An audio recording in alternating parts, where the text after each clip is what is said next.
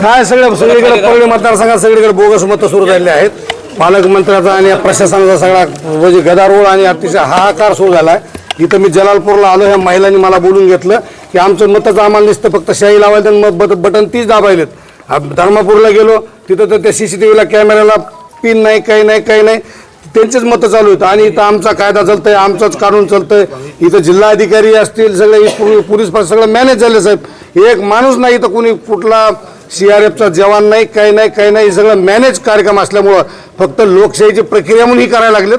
सर्व मतं सगळे बोगस मताने ही निवडणूक जिंकण्याचा प्रयत्न करायला. काय तुम्हाला पाहायला मिळालं सकाळपासून? मी आता काही महिला आहेत आमच्या, ताई सांगा. काय नाही बघा, मी मतदान करायला गेले सकाळी. बघा मी मतदान करून आले. त्यांनी काय केलं बघा, असं समोर आले, हा बटन असं म्हणले त्यांनी. तर मी म्हणलं मी काय पहिल्यांदा आले नाही, मला कळतंय म्हणलं मतदान करायचं. मग त्यांनी पाठीमागं सरकले. माझ्या पाठीमागं माझी मुलगी पण होती बघा. मग तिला काय म्हणले, तू पहिल्यांदा हिचं मतदान आहे, हिचं कुणी बघू नका, बाजूला सरका. मग लगेच ती बाजूला सरकली. माझं मत बघू लागलं, पण मी म्हणलं मला कळतंय मी काय पहिल्यांदा मतदान करी नाही म्हणलं. मग सरकले. ह्याच्या अगोदरच्या दोघायचं त्यांनी असं बघितलं बघा. पण मतदान तुम्ही केलं, दुसऱ्याने केलं? नाही, मी केले माझं स्वतः. मी म्हणले त्यांना ना, तुम्ही म्हणजे बघू नका म्हणलं. बघू लागले, समन काय नाही बघू लागले ते, म्हणून मी म्हणलं असं इथून मागं कधी कोणी बघितलंय का? दुसऱ्या महिन्याच गेले, दुसऱ्या ज्याचं केलं त्यांनी येतात. आणि हे बघा लोकशाहीला घातक आहे. मग आनंदस्फोट तुम्ही पुढे ठेवा आणि तुम्हीच कोणी मतदान करा, असं बघण्याला माझा विरोध आहे. वैयक्तिक मत आहे आमचं, आम्ही कोणालाही देऊ. आम्हाला ज्याने विकास केला त्याला आम्ही मत देऊ. पण तसं त्यांनी करायचं हे मत आहे आमचं, ते असं बघू नये त्यांनी. या पद्धतीने ही निवडणूक झाल्याचा उपयोग काय? ह्याचा फक्त प्रोसेस पूर्ण होईल. माझं निवडणूक आयोगाला, आमची निवडणूक आयोगाला कंप्लेंट आहे. या मतदारसंघाचं संपूर्ण या ठिकाणी सगळे बोगस मतं जी चालली आहेत, हे तुम्हाला CRFचे जवान लावूनच मतं घ्यावे. आणि जिल्हाधिकारी या ठिकाणी जे आहेत हे सर्व आता या निवडणूक सगळं मॅनेज काय प्रोग्राम काय मागणी करणार काय? मी या ठिकाणी जिल्हाधिकारी साहेबाला म्हणण्यापेक्षा मी निवडणूक आयोगाला मागणी करतो की या ठिकाणची सर्व निवडणूक ही बोगस निवडणूक होत आहे.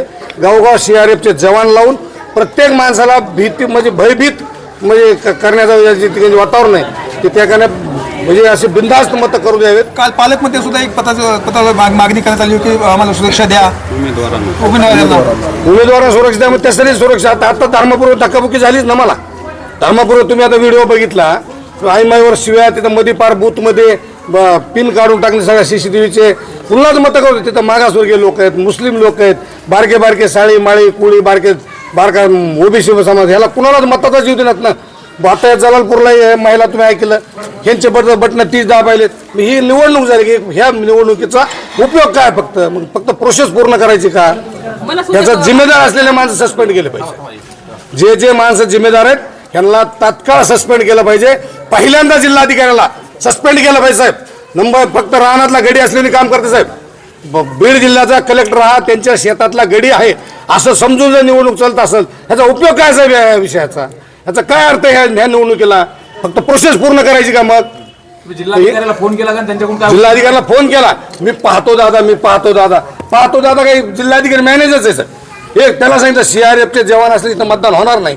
सगळ्या गावाला आता मिलिंदनगरला बोगस मत सुरू आहे, जलालपूरला महिलाचे मत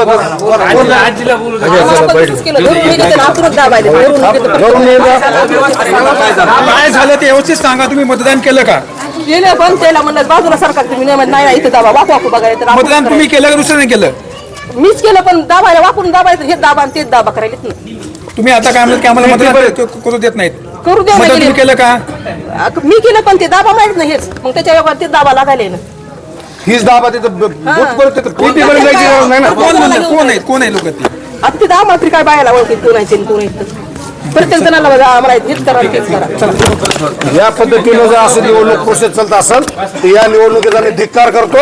परळी मतदारसंघामध्ये ज्या पद्धतीनं पालकमंत्री धनंजय मुंडेंनी अराजकता निर्माण केली आहे त्याचा मी जाहीर धिक्कार करतो सर्व समाजाच्या वतीनं, म्हणण्यापेक्षा मतदाराच्या वतीनं.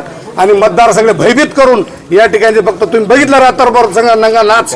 5000ला एक मत, 3000ला मत, 4000ला मत, नुसतं पैशाचा दुळा, सगळे गुंड सांभाळलेत आणि धिंगाणा चालू केला.